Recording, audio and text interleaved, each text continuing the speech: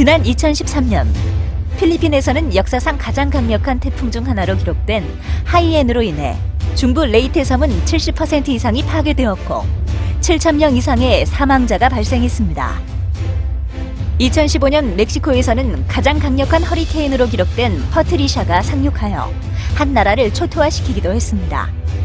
또한 인도에서는 폭염으로 1,100명 이상이 숨지고 미국 텍사스에서도 홍수로 인한 인명과 재산 피해가 속출하는 등 기상재해는 해가 갈수록 강력하고 빠르게 지구 곳곳을 덮치고 있습니다. 안녕하십니까. 저는 이 단체 환경감시 국민운동본부의 수석 전문위원 교수가 있고요. 또 현재 제가 운영하는 포럼이 있는데 그 포럼이 한국개혁세계중심국 포럼에 대한 대표되어 있습니다. 제가 오늘 드릴 설명 부분은 바로 환경인데 환경관리의 필요성과 ESG인데 여기에 이제 앞으로 여러 번 나눠 합니다. 예컨대 제가 주로 했던 주제는 환경의 중요성과 보존 방법, 또 환경보존법의 해설, 또 환경관리와 지구의 보존, 또 환경감시하는 역할, 그리고 환경보존의 공공기관의 역할, 또 미세먼지의 위험성과 예방, 코로나19의 원인과 해결, 이거에 대해서 강의를 하고 있습니다. 오늘 제가 드릴 말씀 중에서 중요한 부분을 갖다가 목차로 따면은 이렇습니다. 환경의 중요성과 환경정책, 미세먼지의 발생 요인과 저감 방법, 또 실내 공기질 관리와 관련 법규, 코로나19의 원인과 대응 방법, 온실가스의 발생 원인과 감축 목표, 또 탄소 포인트와 탄소 배출권, 해양 오염의 원인과 해결 방법, 폐기물의 유형과 처리 방법, 그린 뉴딜 정책과 ESG, 마지막에 환경훼손 신고 및 포상금과 환경감시 역할에 대해 설명드리는데 이 상당히 내용이 방대하기 때문에 많이 끊어서 설명드리겠습니다. 이 환경에 대해서 우리가 개념을 정의하면 여러 가지가 있습니다. 그 첫째는 사전에 있는 정의가 있겠습니다. 환경에 대한 정의를 사전적으로 풀어보면 이렇습니다. 생물체를 둘러싸고 있으면서 직접 및 간접적으로 영향을 주는 자연, 그리고 생활의 조건 형편이 바로 환경 됐습니다. 그러니까 크게 나누면은 자연과 생활 두 가지로 나눴다고 볼 수 있는 겁니다. 그래서 이제 환경 법규가 많은데 그 법규의 대상은 주로 자연 환경과 생활 환경 이 두 가지를 포함하고 있습니다. 자연 환경의 설명을 드리면은 자연 환경은 지하 및 지표, 여기는 해양 즉 바다를 포함하고 있습니다. 그거의 모든 생물과 이들을 둘러싸고 있는 비생물적인 것을 포함하고 있습니다. 여기 자연이 더 우위인 거죠. 다른 생물보다도, 사람 같은 동물보다도요. 두 번째 이제 생활환경은 생활인 겁니다. 바로 대기, 물, 폐기물, 소음, 또 진동, 악취, 일조 등 사람의 일상생활과 관계되는 환경이 되겠습니다. 이건 사람이 우위됐습니다. 자연환경은 자연우위고 생활환경은 사람이 되겠습니다. 이런 환경을 갖다 좀 더 구체적으로 그림을 펼쳐보면 이렇습니다.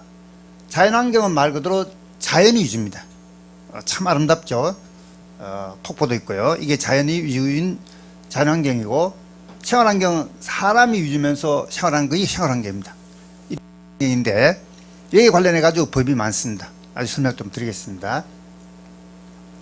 또 그리고 환경정책이 뭐냐면 환경정책은 말할 정책인데 대체로 정책은 국가 및 지자체가 중심돼 가지고 하는 그 정책이 바로 환경정책이라고 써 있습니다. 그와 같은 정책과 각종 그 원칙이 있습니다. 그 원칙에서는 오염자 부담원칙 되는데, 오염자 부담 원칙은 제품으로부터 야기되는 모든 환경 비용을 오염자가 직접 부담해야 됩니다. 이게 바로 오염자 부담 원칙 되겠고요. 그가 오염자 부담 원칙에 따르면은 그 소비자는 물건을 사면 동시에 그에 따른 오염 비용도 부담해야 된다 이렇게 볼 수 있습니다. 두 번째, 전과정 책임주의라는 것은 원료의 조달에서부터 생산, 판매, 사용, 폐기 등에 이르기까지 제품의 전 과정을 대상으로 환경적 부작용을 최소화하는 것이 바로 전과정 책임주의가 되어 있습니다. 그 전과정 책임주의 하면 이제 환경에 따른 비용을 갖다가 그 여러 가지 부작용을 갖다 줄이기 때문에 비용이 좀 들어가 있습니다. 물론 여기에 따르는 비용은 생산자 및 소비자가 다 부담해야 된다고 보겠습니다. 또 그리고 이제 공정 및 생산 방법 원칙은 뭐냐면은 청정 생산 공정의 기술 개발과 도입 촉진되는데요. 정부와 지자체에서는 모든 생산할 때 아주 가장 깨끗하게 하는 것을 원칙한다. 그렇게 하도록 주의를 기울이면서 그걸 갖다가 정책에다 입안하고 또 그걸 갖다 법으로 만듭니다. 이제 정부에서는 법이라면은 바로 법률 되겠고요. 지자체라면은 조례가 많이 해당되겠습니다. 그러니까 정부 즉 국가의 법률과 지자체의 조례가 조화돼 가지고 가장 바람직한 환경 정책이 나와야 되겠습니다. 그에 따르는 이제 혜택은 국민이라든지 시민이 보겠습니다.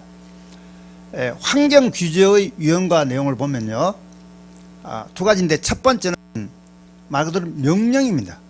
두 번째는 시장 윤입니다. 명령 지시적 규제라는 것은 법 규정, 행정 명령, 지시 등을 통해서 환경 오염 행위를 직접적으로 금지 혹은 제한하는 유형이 바로 명령 지시적 규제입니다. 규제할 때도 명령하겁니다. 이게 주로 이제 관청이죠. 정부하고 지자체가 되겠고요. 그다음에 이제 시장 유인적 규제는 뭐냐면은 명령 지시적 규제처럼 개인이나 기업에 어떤 의무를 부과하기는 하지만은 그것을 달성하는 구체적인 방법은 명령보다는 오히려 개인이나 기업이 자신의 경제적 판단에 따라 가지고 합리적으로 선택할 수 있는 여지를 부여하는 형태가 바로 시장 유인적 규제를 할 수 있습니다. 그러니까 위에 것은 대체로 강압이 들어오고 밑에는 좀 자유로 들어옵니다. 그래서 위에서 만약 듣지 않으면 바로 벌가가 나오고 밑에가 듣지 않으면 본인이 많이 이렇게 손해볼 수 있다고 볼 수 있습니다. 그 다음에 이제 환경 관련 법규와 유형인데 우리나라는 법률이 상당히 많은 편입니다. 그 이유는 뭐냐면은 그 정부와 지자체에서 국민에서 많이 제재를 가하기 때문에 법률이 나오는데요. 그 법률이 있으면은 그만큼 우리가 좀 억압을 받긴 하지만 또 반대로 그걸 통해서 우리 사회가 질서를 유지한다는 것도 도움되겠습니다. 한국이 법률 많으면 그만큼 좀 규제가 많기도 하면서 동시에 그에 따른 혜택을 많이 볼 수 있습니다. 시민들도 국민들도 말입니다. 하여간에 이제 한국이라는 나라가 법률이 많은데 그 유형에서 보면은 환경 관련 법규 유형을 본다면은 첫 번째 자연환경 관리에 대한 법규가 되어 있습니다. 이것은 자연에 대한 법규예요. 자연관리, 자연환경. 그래서 말 그대로 자연환경보전법이 가장 큰 법이에요.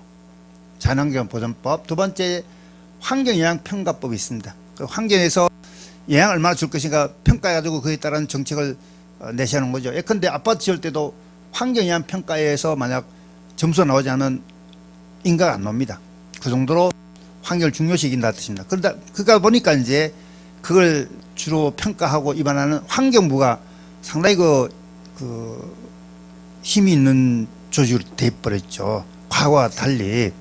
그래서 뭐든지 환경영향평가에 통과하면 아무것도 못해요. 그것이 왜 보면 기업한테는 상당히 두려운 거거든요.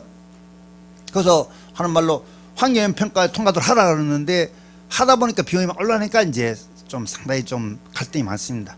환경영향평가에 통과를 하니까 비용 들고 또 비용 들어가면 삽입 안 되고 또 그러다가 무시하려니까 걸려서도 안 되고 이런 게 있다는 뜻입니다. 과거와 달리 많이 이렇게 강화된 환경영향평가가 또 토양환경보전법은 토양을 깨끗하게 하자는 뜻이죠. 토양을 우리 턱을 말입니다. 땅을 갖다가 그다음에 이제 배출 규제 및 그 관리하는 법규를 본다면은 여기는 이제 크게 나오면 세 가지인데 첫 번째는 공기에 관한 겁니다.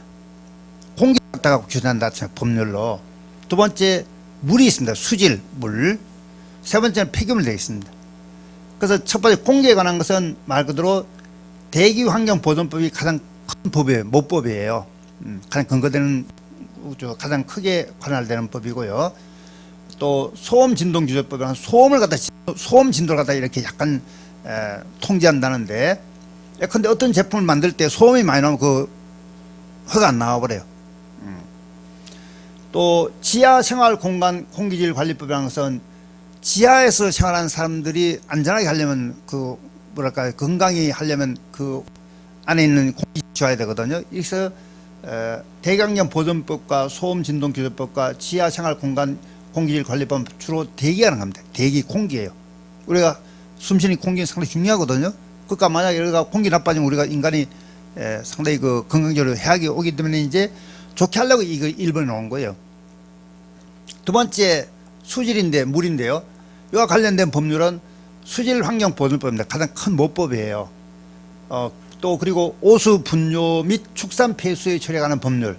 아마 이런 부분들은 축산가들이 상당히 이렇게 좀 많이 제재를 받을 수 있는 법이에요. 예컨대 우리가 뭐 돼지 축사를 만들 때 이런 것이 안 되면요 돼지 축사 허가 안 나와버려요.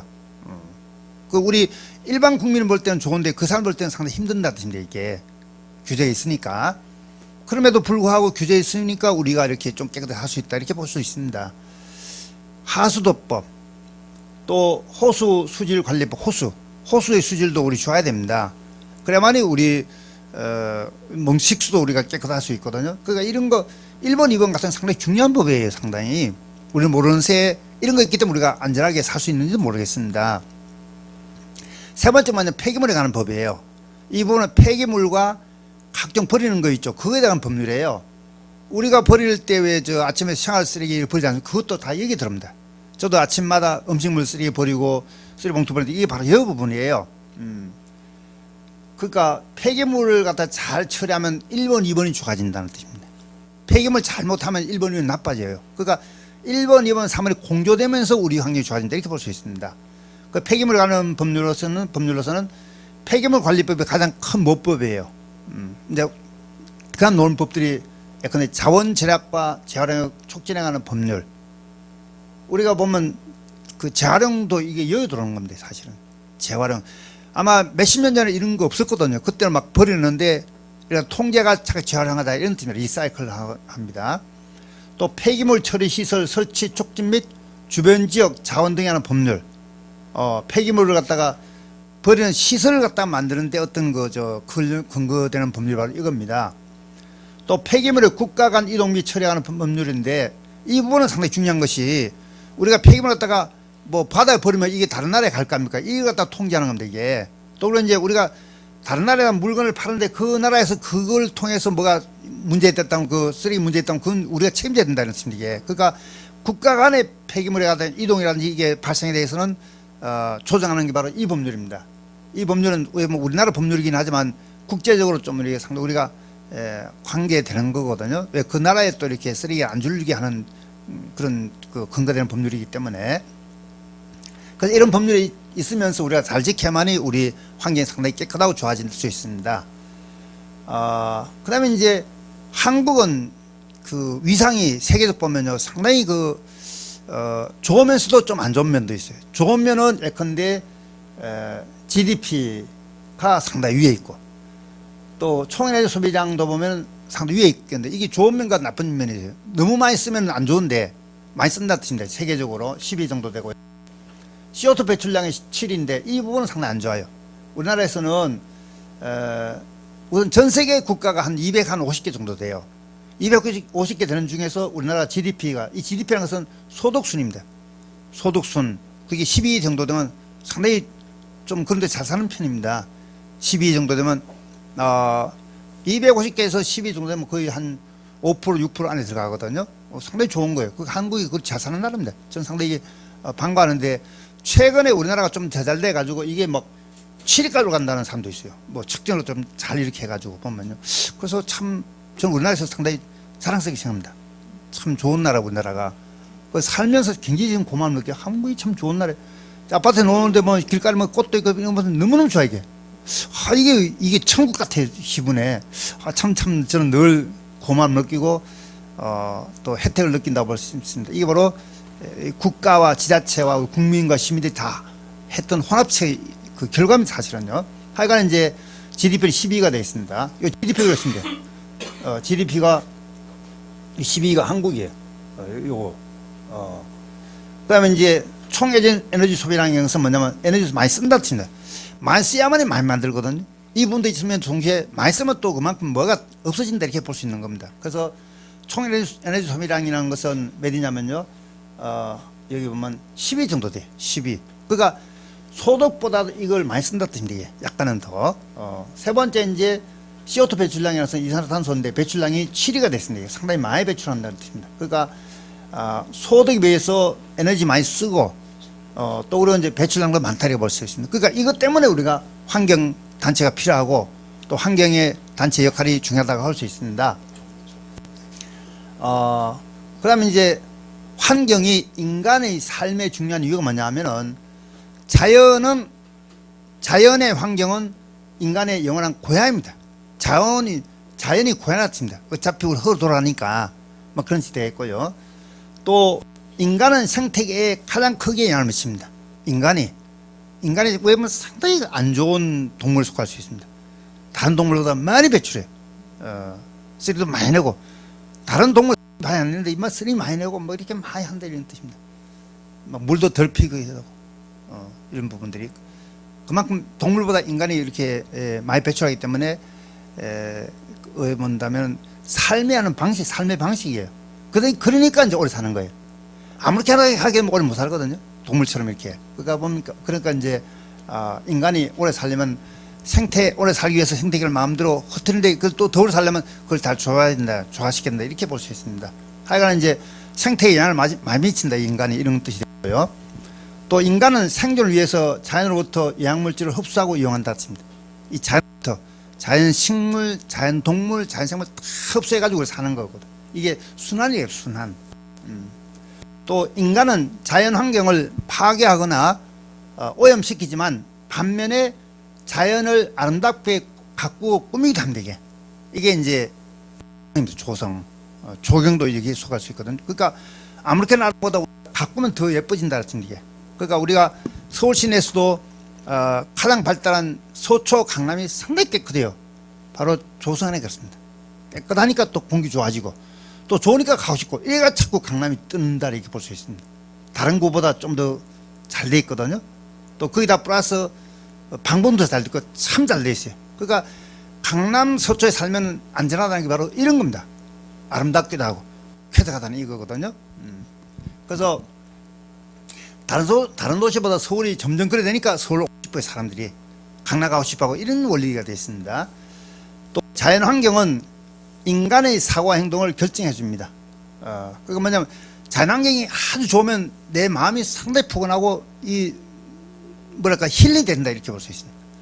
제가 이제 과거에 보다도 현재 이사 간 곳이 아주 깨끗하기 때문에 늘 아침마다 기분 힐링 되는 걸 느끼는데 바로 이 부분입니다. 저의 정서가 상당히 이게 안정돼요. 이 부분은 자연이 사람한테 주는 영향이라고 할 수 있습니다. 정서적으로 여기까지 하고 다음 또 이어지겠습니다. 감사합니다. 네.